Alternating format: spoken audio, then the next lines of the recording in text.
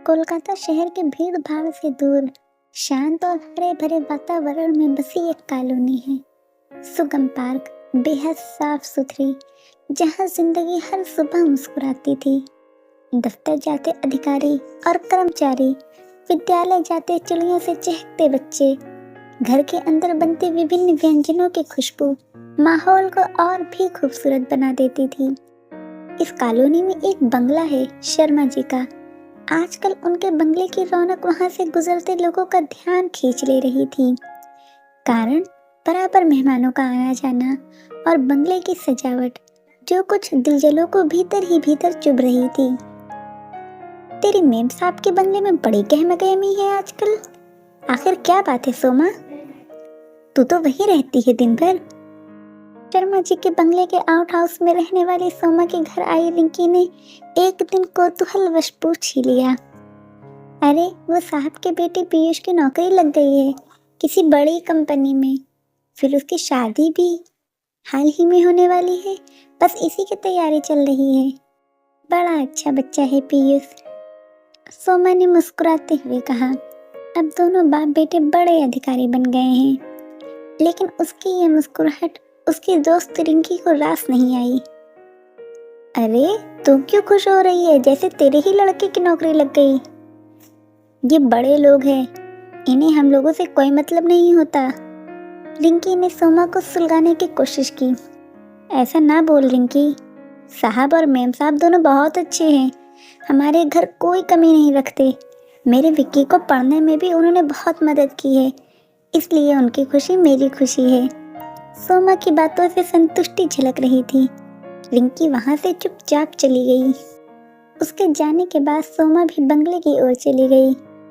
अरे सोमा, तुम्हारी ही प्रतीक्षा कर रही थी।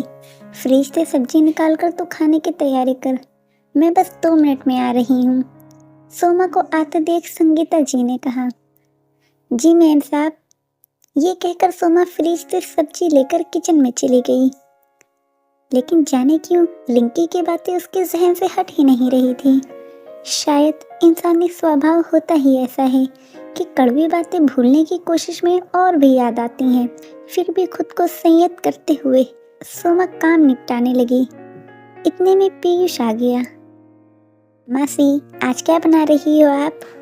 कहते हुए वहीं किचन के रैक पर बैठ गया। सोमा को याद आने लगा कि ये तो पीयूष की फेवरेट जगह हुआ करती थी।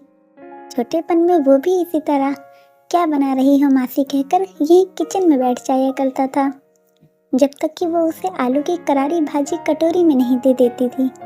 याद करते हुए वो वात्सल्य भाव से मुस्कुरा उठी। अभी तक बड़ा नहीं हुआ तू पीयूष, अब तो तेरी शादी भी हो जाएगी। ये कहकर सोमा उसके लिए आलू की वही भाजी बनाने लगी। अरे क्या बात हो रही है मासी और बेटे में? उनकी बातों में अपनी जगह बनाते हुए संगीता जी भी किचन में दाखिल हो गई।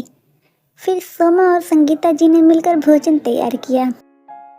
ठीक है मेम साहब, अब जाती हूँ मैं, ये कहकर सोमा ने विदा लेना चाहा। रुको थोड़ी देर, मैं भी आई, कहकर संगीता जी बेडरूम में चली गई। जब लौटी तो हाथों में कुछ पैकेट्स व लाल रंग की एक डिब्बी थी, जिसे उन्होंने सोमा को थमा दिया। इससे पहले कि सोमा कुछ बोलती, संगीता जी बोल उठी। सोमा, तुमने इस घर को और पीयूष को वर्षों से संभाला है। अब जब हमारे पीयूष की भी नौकरी लग गई है और शादी भी होने वाली है, इस खुशी में तुम्हारा भी तो हिस्सा बनता है। ये कुछ कपड़े हैं तुम सबके लिए पीयूष की तरफ से, साथ ही ये सोने की बूंदें तुम्हारे लिए, शादी में इसी को पहनना। सोमा निशब्द थी, उसकी आंखों में खुशी के आंसू थे। इन सब की क्या जरूरत थी मेम साहब?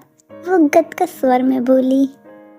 जरूरत थी सोमा, भगवान जब मुस्कुराने की वजह दे तो उस मुस्कान को सब में बांटना चाहिए। संगीता जी ने उसके हाथों को प्यार से पकड़ते हुए कहा। जैसे ईश्वर बांट रहे हैं, है ना मेम साहब, मुस्कुराने की और प्यारी सी वजह देकर। ये कहकर सोमा हंस पड़ी। दोस्तों, आपको ये कहानी कैसी लगी कमेंट करके ज़रूर बताइएगा और वीडियो को लाइक, शेयर और सब्सक्राइब ज़रूर कीजिएगा।